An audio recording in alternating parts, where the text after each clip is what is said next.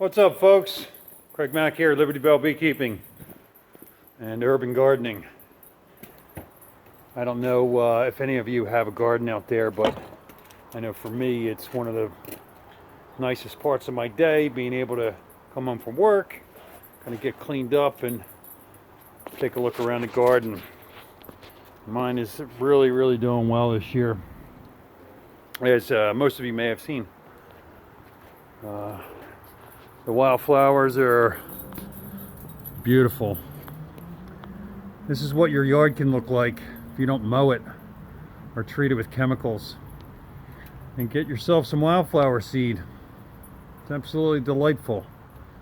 Coming home to this every day and sitting out here after work, it's fantastic. And like something like this, I have no idea what this is, but it looks really kind of cool. It just kind of came up in the soil. Some stuff you never see because we weed it so much.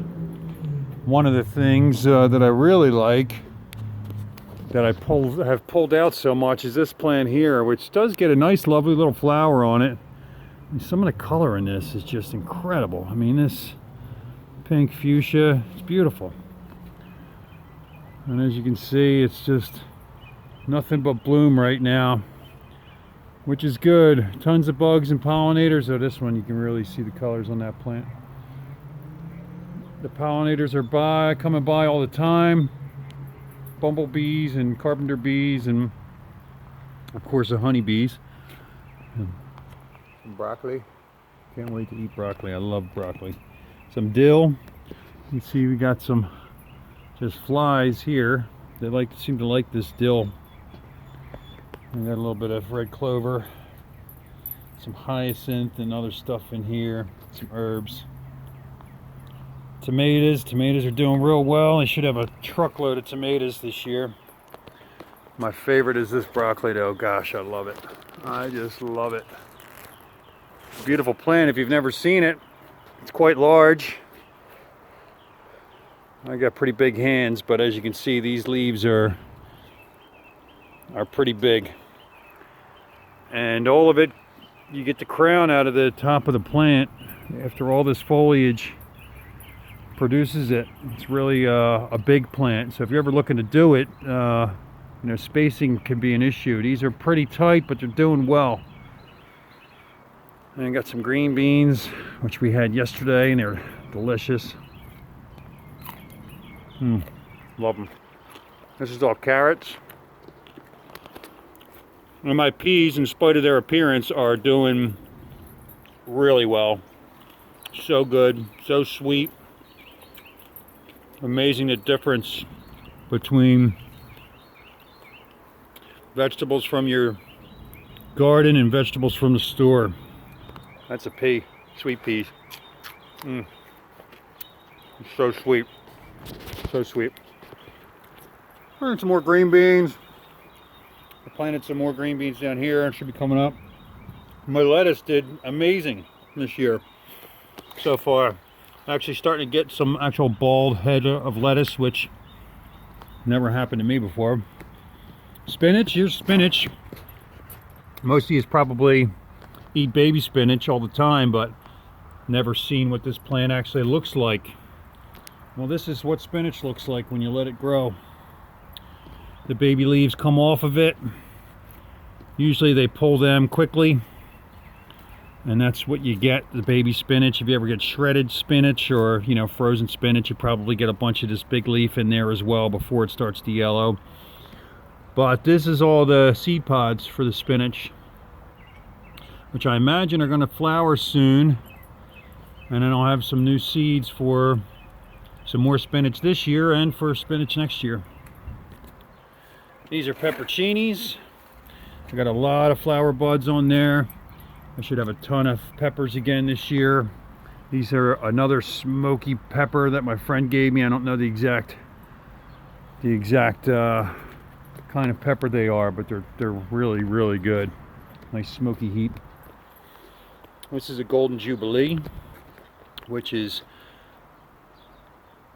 had a ton of pollinators on it lately, and one right here. Hello, little friend.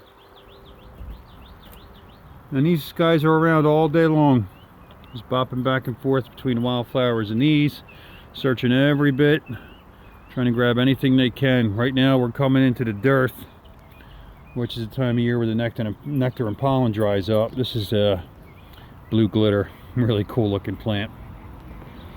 So any of these little bits of pollen and nectar that they can get from these plants, they are most certainly getting.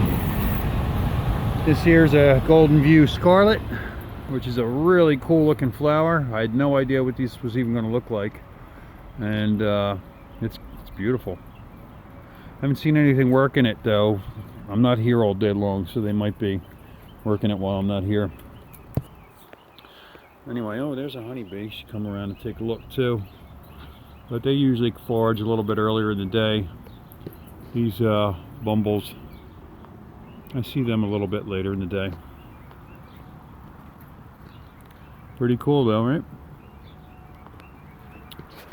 So a little walk through the garden to end my day. I had to water everything today because it's been pretty warm here in Philly, and it looks like summer's coming at us with some 90-degree temperatures for the week, and it looks like we are in the mix. Sometimes my flag gets wrapped around here and I like to keep her straight.